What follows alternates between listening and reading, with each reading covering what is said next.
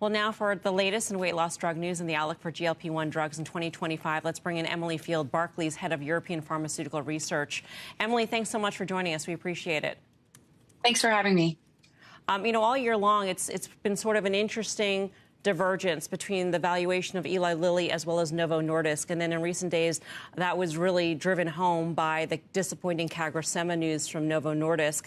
And I'm wondering where, do you think that this divergence is warranted, or do you think investors have discounted Novo enough on the CagriSema news? Yeah, so certainly the CagriSema news was very disappointing, but that was really relative to a bar that the company had set with investors, in that they had set a weight loss goal for the drug of at least 25% of body weight. It came in at 22.7. So missing that that bar that they'd set was a large reason why the stock declined so much. However, there's still a lot we still don't know about the data. And actually, as a headline weight loss result, it still is the best number we have seen. So we think it will still be a very, very big drug. But it's going to take some time to sort of win investors back to the story, I think. Do the side effects, the number of 57% not proceeding to the highest dosage, does that alarm you in any way? Yeah, so that's actually why what investors really want to see the most, because normally in these trials, you're forced to get up to the max dose so that when we get the weight loss number, it's people on the highest dose. With this, they actually had a different trial protocol where not everyone got to that highest dose. So we just don't know what weight loss was in that highest dose cohort. We'll probably find that out in the coming months. And we actually today have very limited information on side effects, but they did say that discontinuations from the trial were very low. Let's just say that CagriSema is where it is in terms of the weight loss numbers.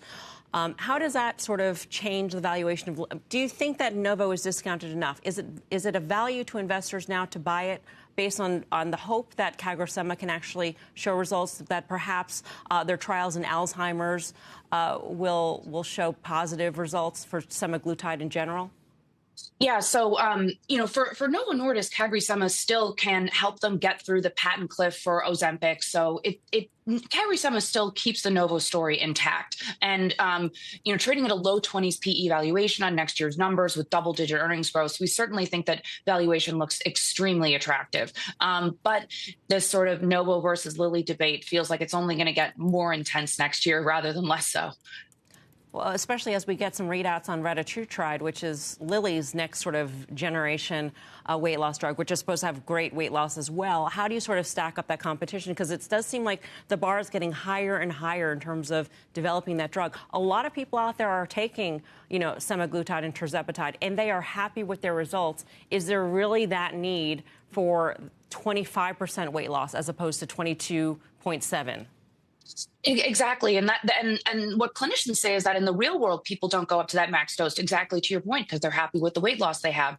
The next big data point that people in this space are going to be watching for is actually, can we convert this market over to pills? That's a huge open question. And Eli Lilly has their next generation pill called orforglipron having pivotal results next April. Right. And that's sort of key also in the race between Novo and Eli Lilly in terms of the development of oral, because Lilly is a small molecule and that's much easier to make. And so I'm wondering, how do you sort of discount that battle as well? Does it seem like Lilly is sort of racking up the wins? Yeah, no, and absolutely. I think the stock prices of the two companies tell you all you need to know about where investors think the winner is, at least for this year. We'll see how the pill does. And yeah, that's a big component of the valuation gap. Novo doesn't have one of these next generation pills. However, at least specialists we talk to think that for the most part, the market will remain injectable for a very long time to come, because those are just the better drugs for now.